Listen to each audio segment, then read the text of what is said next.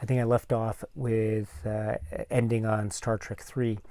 And so from there, of course, we have the film Star Trek 4, The Voyage Home, which is also a Leonard Nimoy directed film. And this is a film also that I saw in the theater when it was released.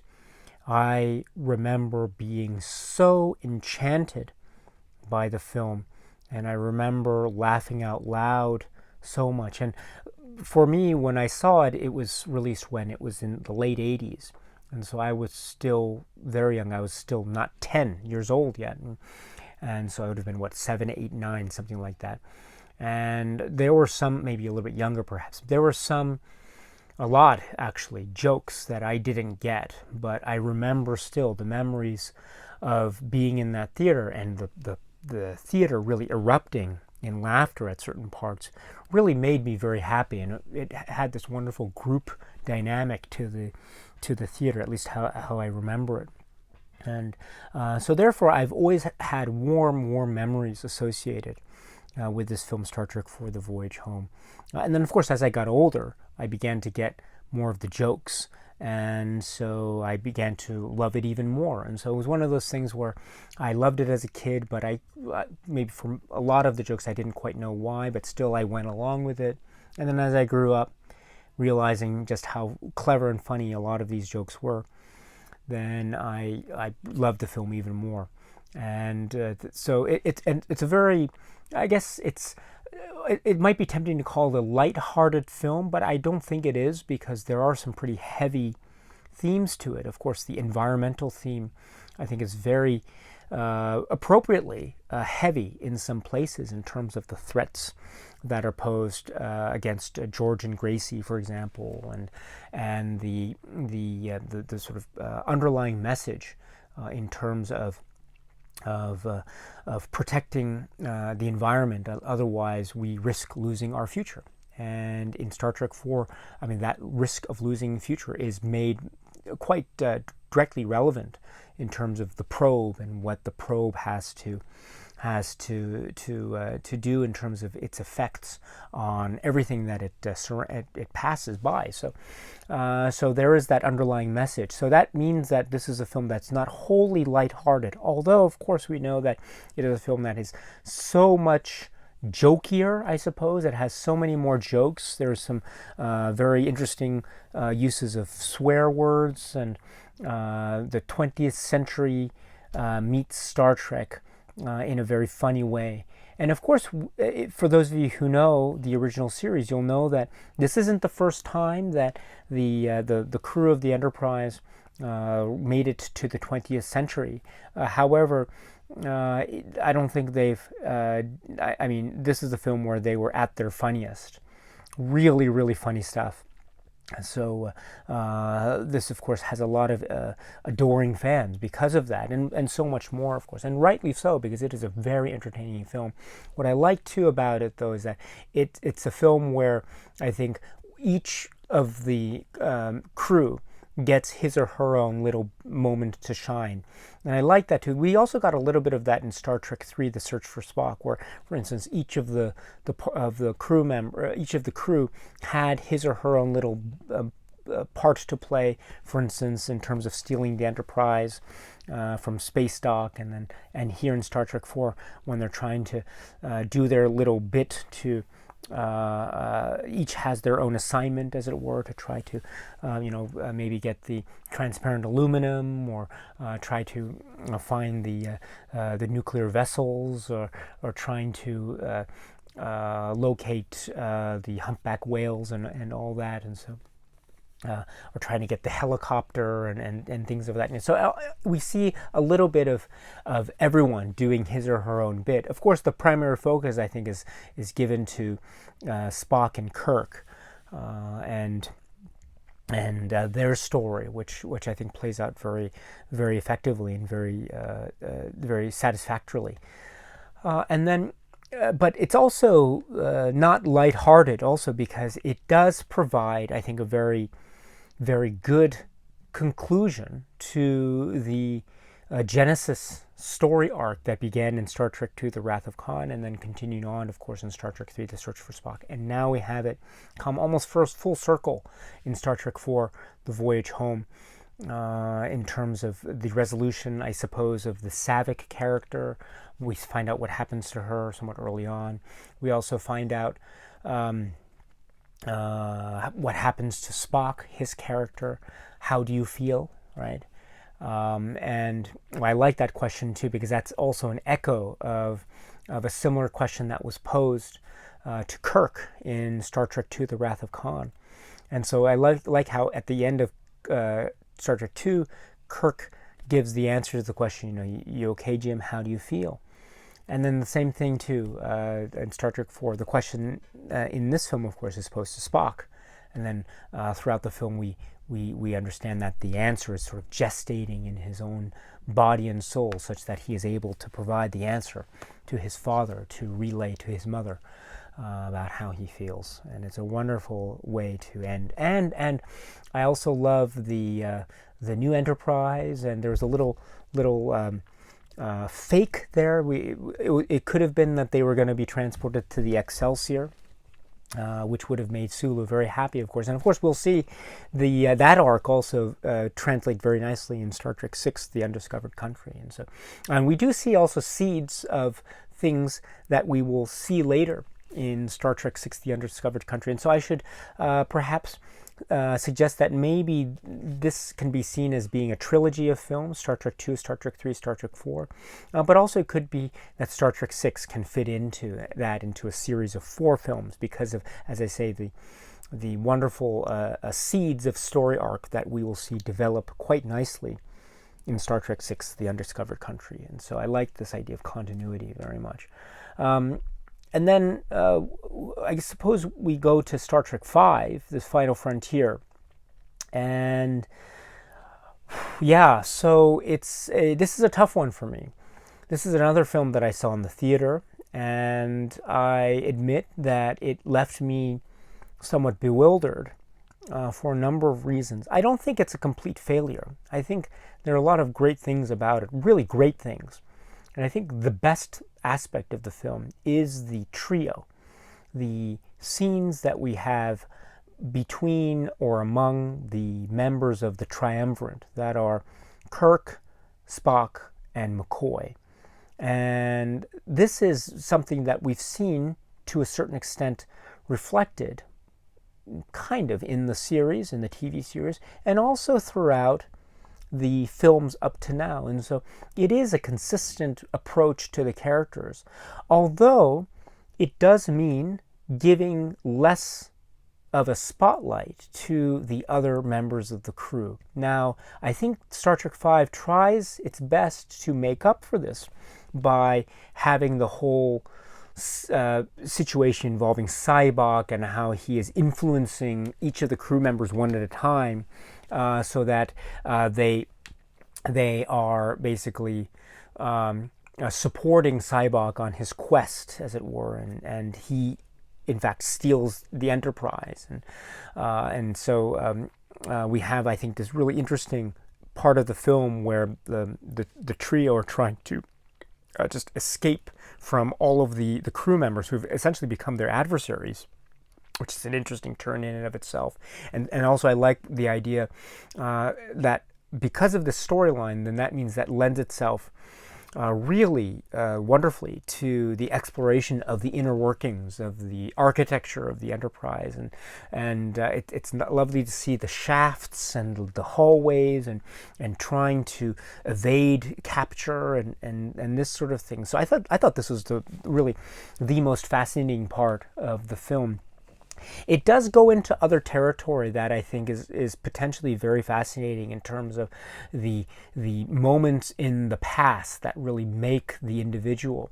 And these are moments of great sorrow and pain and tragedy. And then from here we get this idea of Kirk and how he says he needs his pain in order to make him go forward, to give him his drive. And I think that's a fascinating approach to life, really. And we do see also, therefore, in connection with that, other scenes that are great reflections of Kirk's philosophy. Why does he climb the mountain? Because it's there, and that's I think in many ways that is one of the most appropriate encapsulations of the character and spirit of Kirk. There is a similar moment in Star Trek Generations, actually, which I think is also that's another interesting film. But I think there are some moments there too that really help to illustrate the driving philosophy of Kirk. And this film, Star Trek V, has those moments, I think, in quite a good, satisfying number. But however, there is a sense of the film, maybe not necessarily, for me anyway, not necessarily reaching the same heights of, say, the other films in this early period of Star Trek cinema that I really enjoyed. And I don't know. I think it has to do somewhat with how should I put it?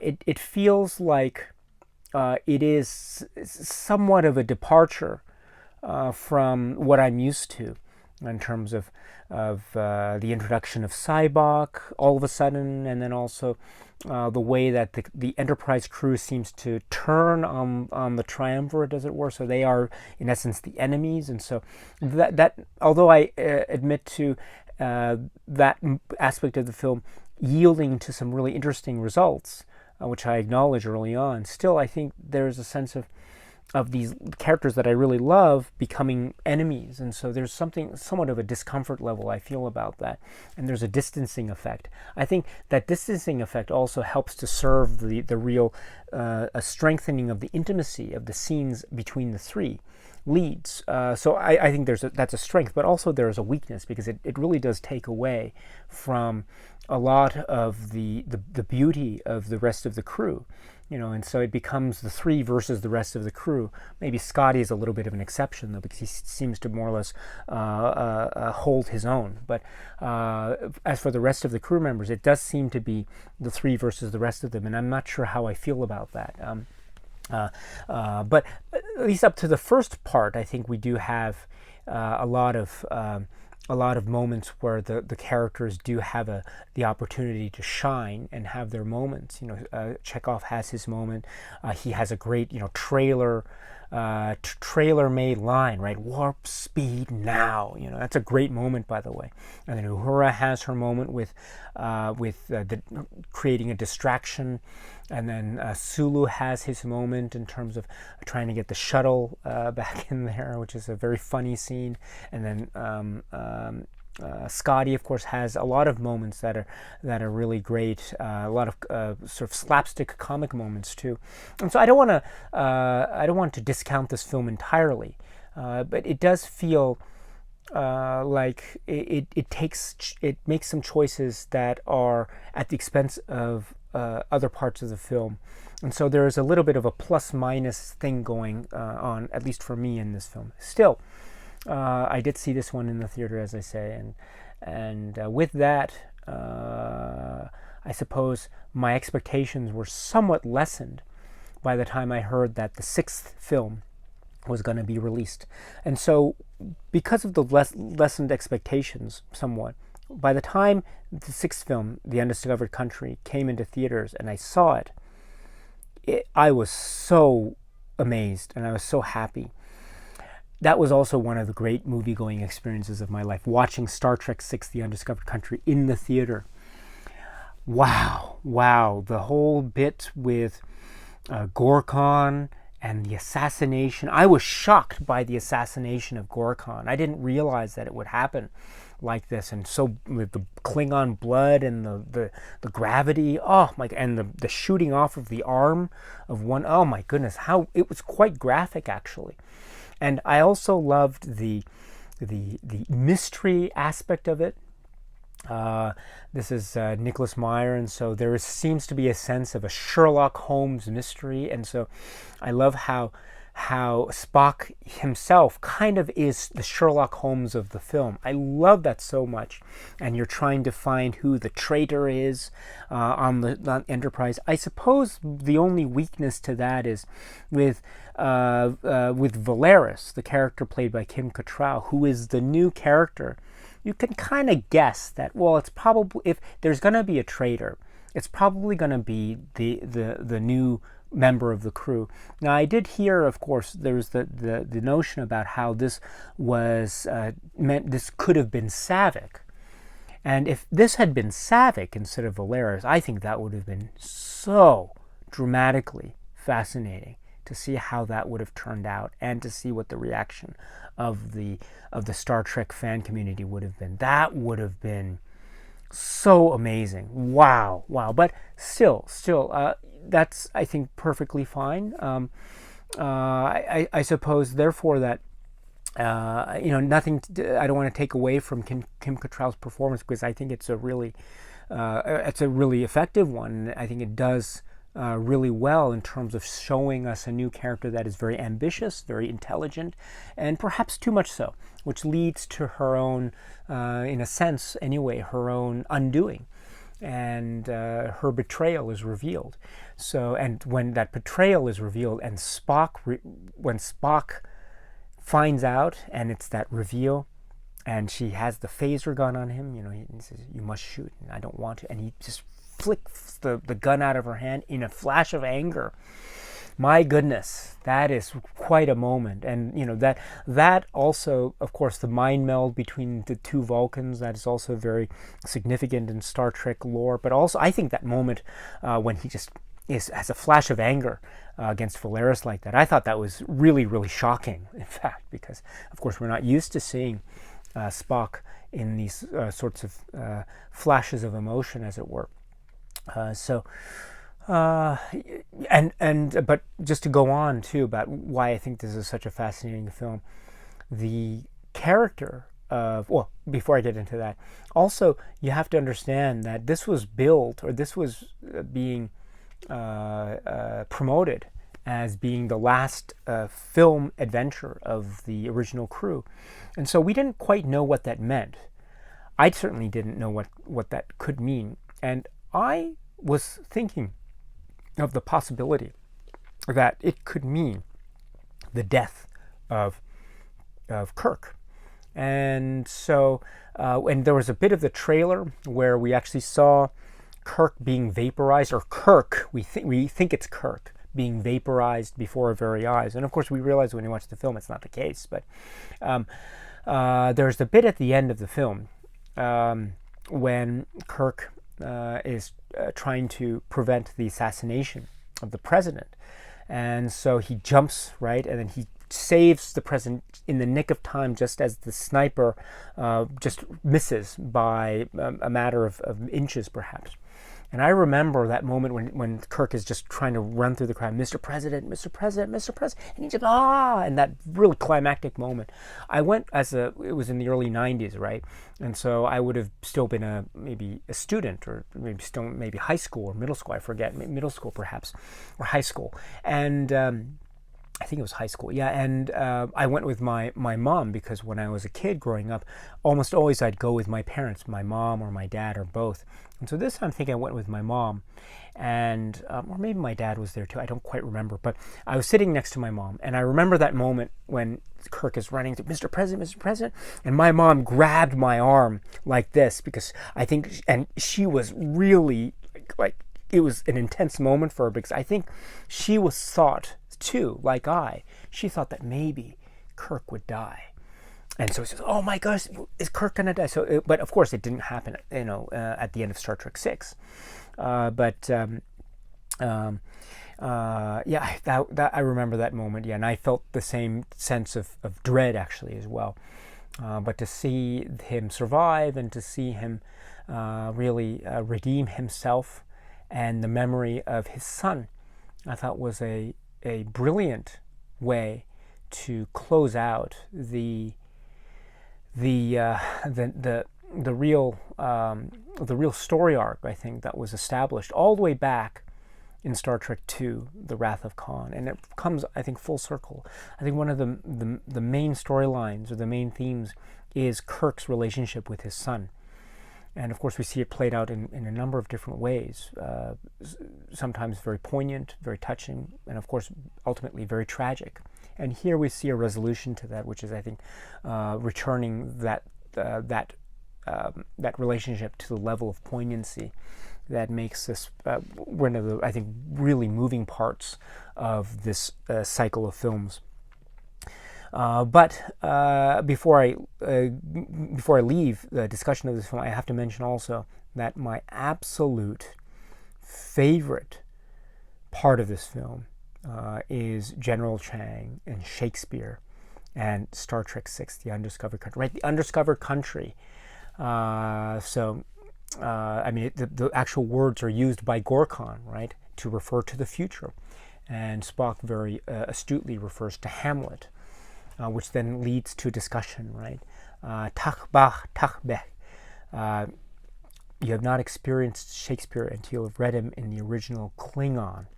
Oh, my goodness, how Kirk's blood must have been boiling at that moment. And what is it?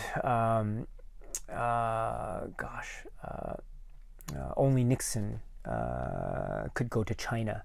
And wonderful lines like that, and but the Shakespeare connection, I think, is what made this film just over the top for me. And General Chang, Christopher Plummer, General Chang as a character that essentially embodies this notion of military power anxiety and a love of Shakespeare and the Klingons. My goodness, what a combination, and what a larger-than-life character. That is, I think, that attack by the Klingon bird of prey, which can fire while cloaked. That attack on both, not just the Enterprise, of course, but on the Excelsior as well. And then we've got Chang just quoting just endlessly different Shakespeare lines. Brilliant stuff.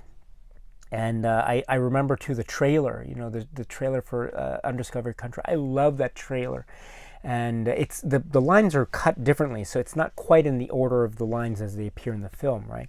Because the way that they emerge in the film is, I can see you, Kirk. Can you see me? Oh, now be honest, Captain. Warrior to warrior. You do prefer it this way, don't you? As it was meant to be. No peace in our time. Once more unto the breach, dear friends.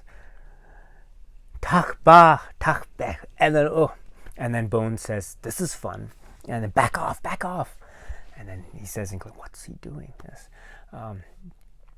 Probably attempting to ascertain why are we reversing, wondering if we detect her. That's what Spock's surmises, which is very astute of him, as always. But the trailer, of course, edited those lines a little bit differently, right? A portion of those. It says, you do prefer it this way, don't you? As it was meant to be.